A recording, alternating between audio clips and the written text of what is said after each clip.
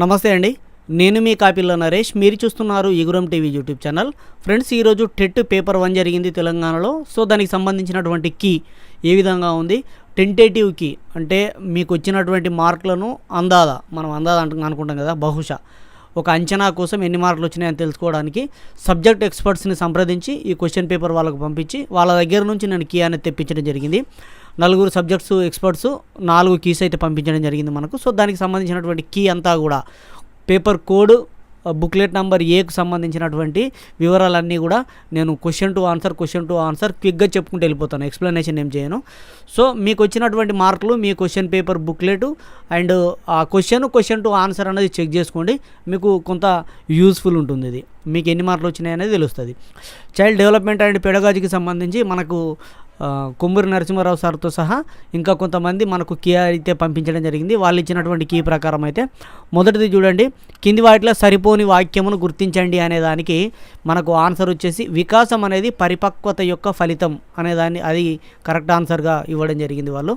And second చూసినట్లయితే ఇది ఒక నిర్దిష్ట తరగతి ఉద్దీపనకు ప్రతిస్పందనగా అభ్యసించని లేదా సహజమైన ప్రతిస్పందన అని అంటే అంతర్దృష్టి అనేది మనకు కీగా ఇవ్వడం జరిగింది. అండ్ మూడో ప్రశ్న చూసుకున్నట్లయితే సంవేదన చాలక దశ అనేది ఇవ్వడం జరిగింది. పియాజే ప్రకారం పిల్లలు అమూర్త తర్కం మరియు హేతువాద నైపుణ్యాన్ని ఈ దశలో అభివృద్ధి పరుచుకుంటారు అనంటే సంవేద చాలక దశ. అండ్ ఇక్కడ చూడొచ్చు, మానవులలో వైయక్తిక వ్యత్యాసాల నిర్ణయాలకు సంబంధించినది అనంటే అనువంశికత మరియు పరిసరాల మధ్య పరస్పర చర్య అనేది ఆన్సర్గా ఉంది. మీకు టైం వేస్ట్ చేయకుండా question to answer direct key చెప్పేస్తా అంతే. అండ్ ఫ్రాయిడ్ సిద్ధాంతం యొక్క 5 దశల సరైన క్రమము మౌఖిక, ఆసన, శిష్ణ, గుప్త, జననాంగ దశలు. అండ్ 6వది ఎరిక్సన్ ప్రకారము ఈ దశలో పిల్లలు ఇతరుల సహాయం కోరుకోరు.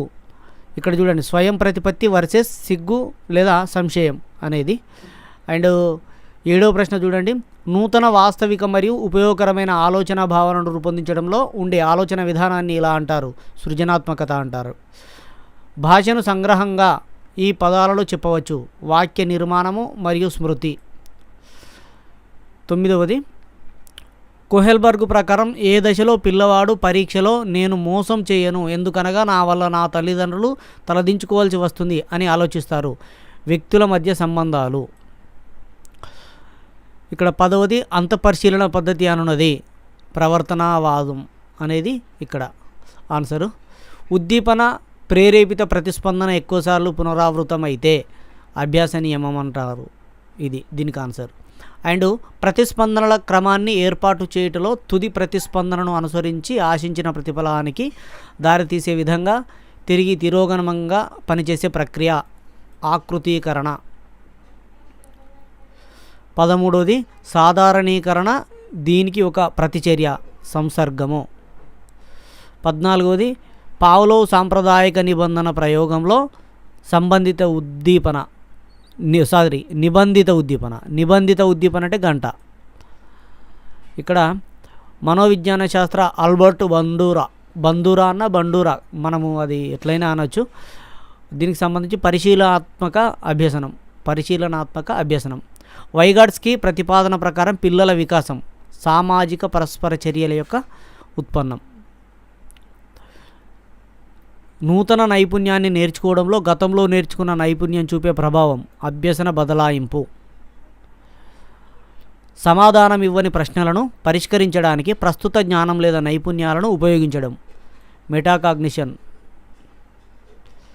అండ్ 19వది నిగమన హేతువాదం అనేది ఈ ఆలోచనను సూచిస్తుంది, చేతిలో ఉన్న సమాచారం మేరకు తార్కికంగా ఉన్నతమైన అనుమతి లేదా ముగింపు.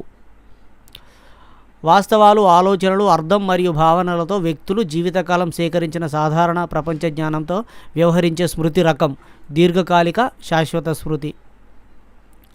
ఇక్కడ చూడండి, దీనికి ఇంకా కొంత ఆన్సర్ అయితే పర్ఫెక్ట్ ఆన్సర్ అయితే లేదు. బ్రూనర్ ప్రకారం చిన్నపిల్లలు ప్రధానంగా ఈ విధానంలో నేర్చుకుంటారు. అయితే ఇక్కడ ప్రతిమ లేదా చిత్ర విధానం అనేది కొంత అనిపించింది, కానీ మరి ఏది కరెక్ట్ అనేది స్పష్టంగా తెలియలేదు. సో ఈ ఆన్సర్ను నేను డిస్క్రిప్షన్లో నెక్స్ట్ తెలియగానే డిస్క్రిప్షన్లో ఇస్తాను ఈ వీడియో తర్వాత పూర్తిగా కనుక్కొని. అండ్ 22వది అధ్యాపకుని కేంద్రీకృత బోధన అధ్యాపకుని కేంద్రీకృత బోధన. ఈ విద్యార్థి కేంద్రీకృత కాదు, అధ్యాపకుని కేంద్రీకృత. అభ్యాసకులకు జ్ఞాన నిర్మాణం కోసం అవకాశం ఇవ్వబడుతుంది మరియు అభ్యాసన ప్రక్రియలో ఉపాధ్యాయుడు మార్గదర్శిగా వ్యవహరిస్తాడు. ఇక్కడ సహకార అభ్యసనంలో పాఠాలు నేర్చుకునే లక్షణాలలో ఈ కింది లక్షణం ఉండదు. వీలైనప్పుడల్లా జాతి, సంస్కృతి, లింగ మరియు విభేదాలతో కలిసి జట్లు రూపొందించబడతాయి. ఇక్కడ చూడండి, ఉండదు, నెగిటివ్ క్వశ్చన్ ఇది. సో ఆలోచించాలి ఒకసారి.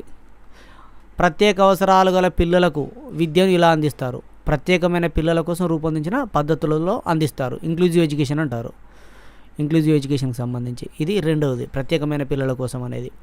25 చూడొచ్చు. సమ్మిళిత విద్య అంటే తరగతి గదిలో వైవిధ్య వేడుకను జరుపుకుంటుంది అనేది కరెక్ట్ ఆన్సరు. 26ది, మీ తరగతిలో కొంతమంది విద్యార్థులు అత్యంత ప్రతిభను కలిగి ఉన్నారు. మీరు వారికి ఎలా బోధిస్తారు? మెరుగైన కార్యక్రమాలను ఉపయోగించడం ద్వారా బోధించాలి. ఇది కరెక్ట్ ఆన్సరు. ఇక్కడ తెలంగాణలోని సిసిఈ విధానంలో నిర్మాణాత్మక మరియు నిర్మాణాత్మక మూల్యాంకనం, సంగ్రహణాత్మక మూల్యాంకనంకు వెయిటేజ్ ఎట్లా అంటే 20%, 80% అనేది ఇస్తారు. ఇక్కడ డిస్లెక్సియా అని అంటే పఠన రుగ్మత అని అర్థం. 29ది, బ్లూమ్స్ వర్గీకరణ ప్రకారం జ్ఞానాత్మక రంగం అనేది కరెక్ట్ ఆన్సర్. ఇక్కడ చూసుకోండి, జాతీయ విద్యా ప్రణాళిక చట్టం 2005 ప్రకారం పిల్లలతో ఉపాధ్యాయుడు ఇలా ఉండాలని భావిస్తాడు, మార్గదర్శకునిగా ఉండాలని భావిస్తాడు. ఇక పార్ట్ బి, తెలుగు విషయానికి వస్తే, తెలుగులో నేను గతంలో చెప్పినటువంటి క్లాసుల నుండి 2-3 క్వశ్చన్స్ అయితే రావడం జరిగింది. సో నాకైతే ఫుల్ హ్యాపీ. నా క్లాసులు విన్న వాళ్ళకు కొంతమందికి అయితే తెలుస్తుంది ఈ విషయము. ఇక్కడ చూడండి, కమలాప్తుడు అనే పదానికి అర్థం సూర్యుడు. పాసిన అనగా తొలగిన. ఇక్కడ ఈ పద్యంలో మిత్రులు శత్రువులుగా ఎప్పుడు మారతారని చెప్పబడింది? స్థానం మారినప్పుడు. ఈ పద్యాన్ని రాసిన కవి బద్దెన. ఇంకా కింది వారిలో తెలంగాణలో చిత్రకళకు ప్రసిద్ధులైన వారు? కొండపల్లి శేషగిరిరావు. మనకు ఒక పద్యం ఉంటుంది ప్రైమరీ లెవెల్లో, అతను కొండపల్లి శేషగిరిరావు సప్తవర్ణముల అని పద్యం ఉంటుంది, పాటనే ఉంటుంది. గిల్లిదండ అనగా చిర్రగోనే. తెలంగాణ రాష్ట్రంలోని దూరదర్శన్ ఛానల్ యాదగిరి, ఒకప్పుడు సప్తగిరి. సప్త అంటే 7 కొండలు, యాదగిరి అంటే ఇప్పుడు నల్గొండకు సంబంధించి. ఇది కూడా పాఠ్యపుస్తకంలో డైరెక్ట్ ఉంది. గంగిరెద్దును రచించిన కవి పల్లా దుర్గయ్య. నరసింహ శతకాన్ని రాసిన కవి శేషప్ప కవి. అండ్ ఎలమి అనగా సంతోషం. అవ్వో ఏమేలిం పెట్టిండు అవ్వ అని అంటారు. సో అట్లాంటి కొన్ని ఉపయోగపడతాయి మనకి, ఇక్కడ గుర్తుకొస్తుంది ఇట్లా చూడంగానే.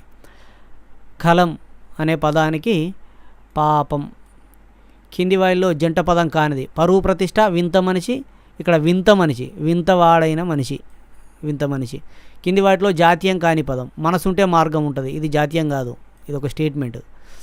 కింది వాటిలో సామెత కానిది? అందె వేసిన చేయి. ఇది జాతీయం కిందికి వస్తుంది. అండ్ వక్త్రం అనగా ముఖం.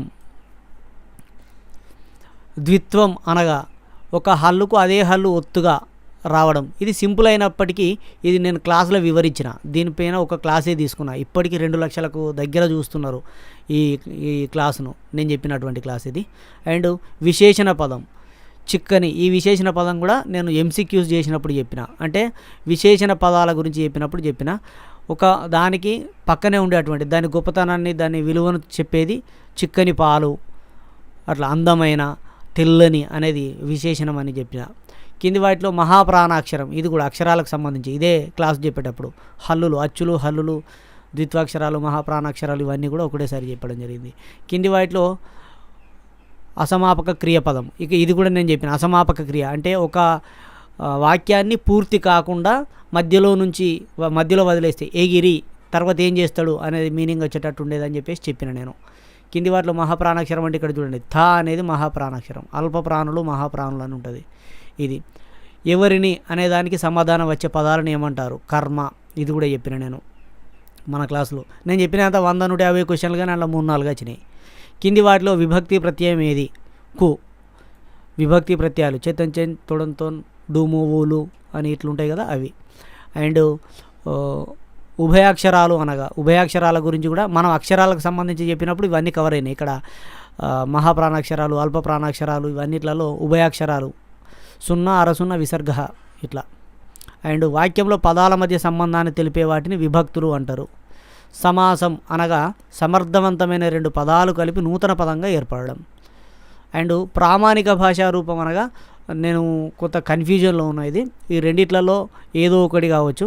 అయితే గ్రాంధిక రూపం అని అనొచ్చు. అధిక సంఖ్యాకులు ఉపయోగించేటువంటి భాషా రూపాన్ని ప్రామాణికం అనరాదు, ఎందుకంటే చాలామంది వాడేటువంటిది ప్రామాణికం అని అంటారా లేదా అనేది ఇది కొద్దిగా డైలమాలో ఉన్నది. సో ఒకసారిని అడిగినప్పుడు ఒకటి చెప్పిండు, ఇంకోసారిని అడిగితే ఇంకోటి చెప్పిండు, ఇది కొద్దిగా డైలమాలో ఉన్నది. అండ్ దీంతో పాటుగా భాష పోషించే కీలక పాత్ర అంటే ఇవన్నీ కూడా మానవ సంబంధాలను పెంపొందించడం, మనుషుల మధ్య ఐక్యత, జాతీయ సమైక్యత, ఇవన్నీ కూడా భాష పెంపొందిస్తుంది. పైవన్నీ కూడా అనే అర్థం. భాషా నైపుణ్యాలతో మూడవది ఇక్కడ మనం అనుకుంటాం కదా LSRW అని, సో అది అందులో పఠనం ఇది అందరూ కరెక్టే పెడతారు. వినడం మాట్లాడడం సామర్థ్యాల అభివృద్ధికి మాట్లాడడం.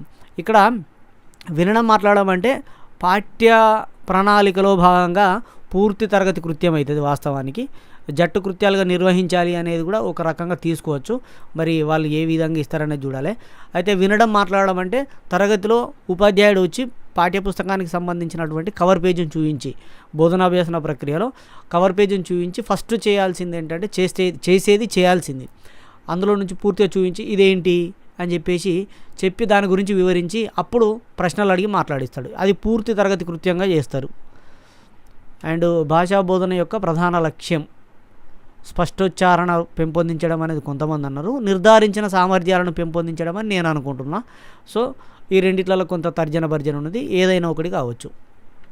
ఇది టెంటేటివే కాబట్టి ఫైనల్ కాదు కాబట్టి మీకు కొంత అవగాహన ఏర్పడుతుంది. ఒకవేళ మీరు 1 కానీ 3 కానీ పెట్టిరు అనుకోండి, ఇక్కడ తప్పు అవుతుంది. ఇక్కడ 59వ దానికి కూడా 3 కానీ 4 కానీ పెట్టిరు అనుకో తప్పు అవుతుంది. ఈ రెండిట్లలో పెట్టినా కూడా హోప్ అంటే అదో ఇదో ఖచ్చితంగా అవుతుంది. 1-2 మార్కులు అటు ఇటుగా ఉంటాయి కాబట్టి ఓకే.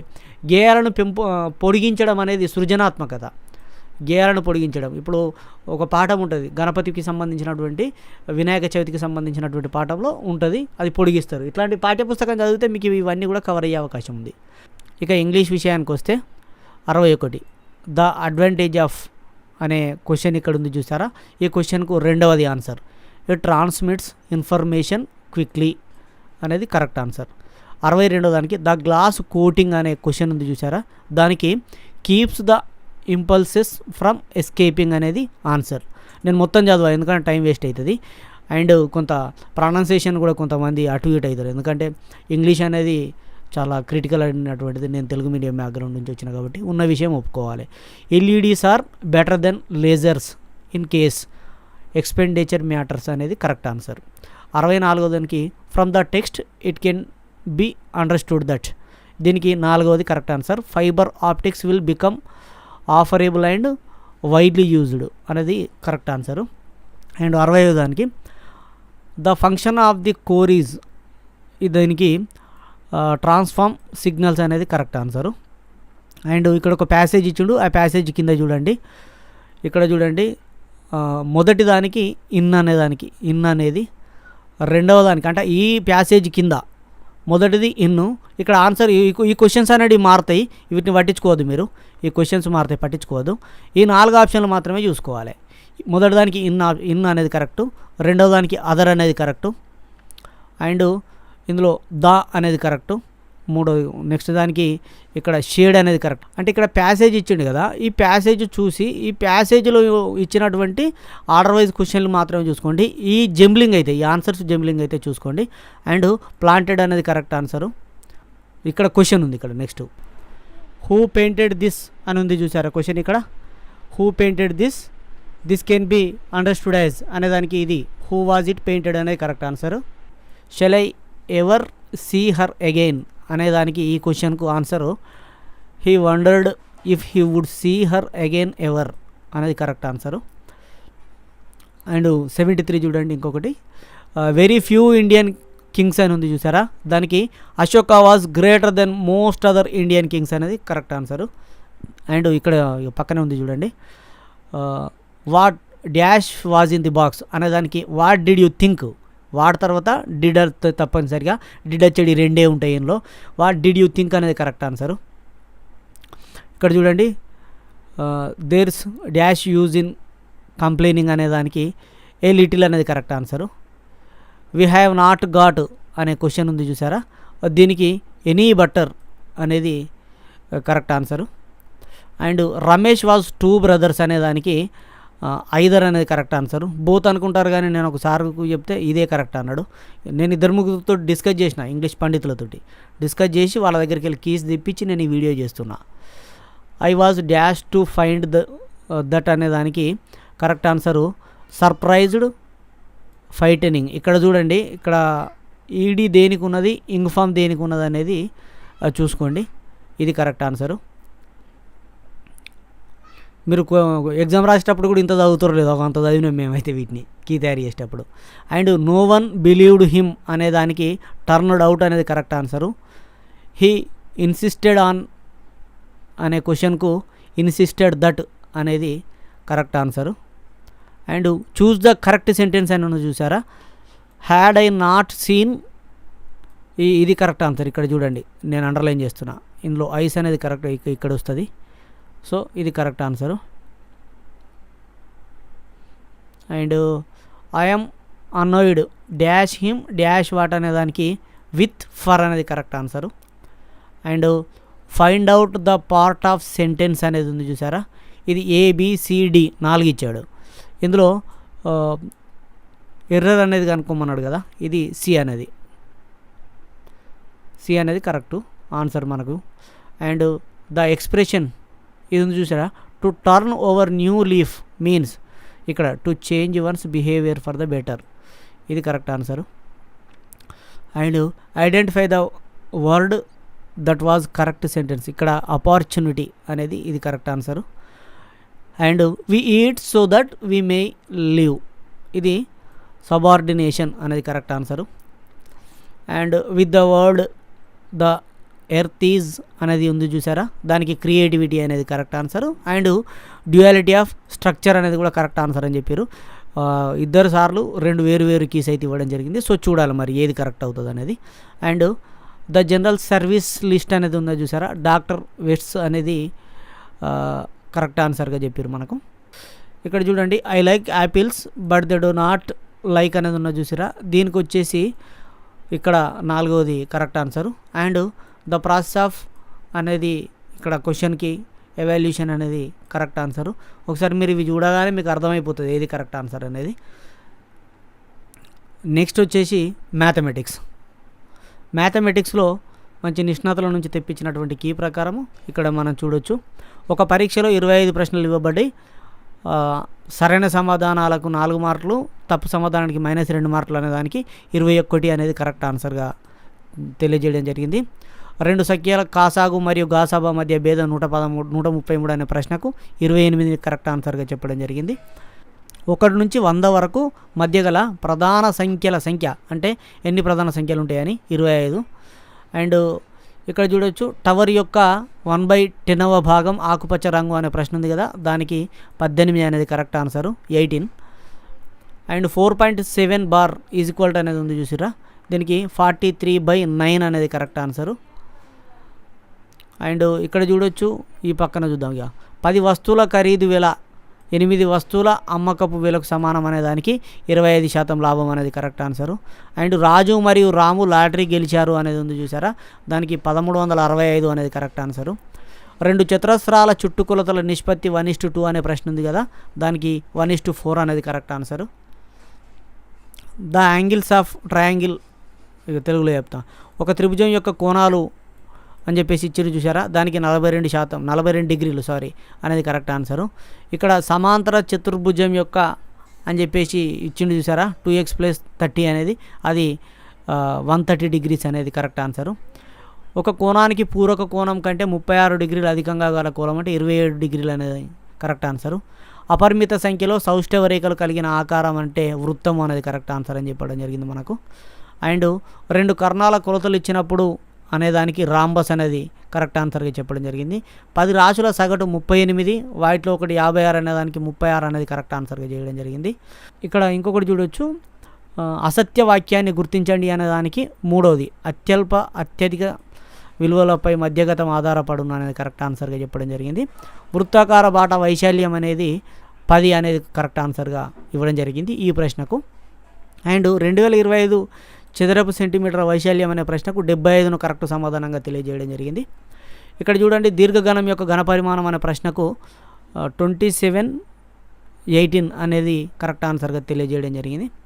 ఇక్కడ ఒక సమద్విబాహు త్రిభుజం అనే దానికి మనకు 48 అనేది కరెక్ట్ ఆన్సర్గా తెలియజేయడం జరిగింది. అండ్ 110 క్వశ్చన్ పేపర్ కోడ్ ఏలో 2 నిలువు స్తంభాల ఎత్తు వరుసగా అనే ప్రశ్నకు 40ని కరెక్ట్ సమాధానంగా తెలియజేయడం జరిగింది. 81 ఆఫ్ -1 ఇంటూ 3 ఆఫ్ -5 అనే ప్రశ్న ఉంది కదా, దానికి 2^5 ఇంటూ 3^2 అనేది కరెక్ట్ ఆన్సర్గా తెలియజేయడం జరిగింది. ఇక్కడ చూడవచ్చు 25x² plus 25x² plus 9y² minus 30xy అనే దానికి 5x మైనస్ 3y² అనేది హోల్ స్క్వేర్ అనేది ఇవ్వడం జరిగింది ఇక్కడ కరెక్ట్ ఆన్సర్ అయితే. అండ్ ఇక్కడ చూడండి, ఇఫ్ x ప్లస్ 1/x = 3 అనే ప్రశ్నకు వచ్చేసి 47ను కరెక్ట్ ఆన్సర్గా ఇవ్వడం జరిగింది. అండ్ 5600 అసలు 4 సంవత్సరాలలో అనే ప్రశ్న ఉంది కదా, దానికి 8 ఇంటూ 3/4% అనేది ఇవ్వడం జరిగింది ఆన్సర్ను కరెక్ట్ ఆన్సర్గా.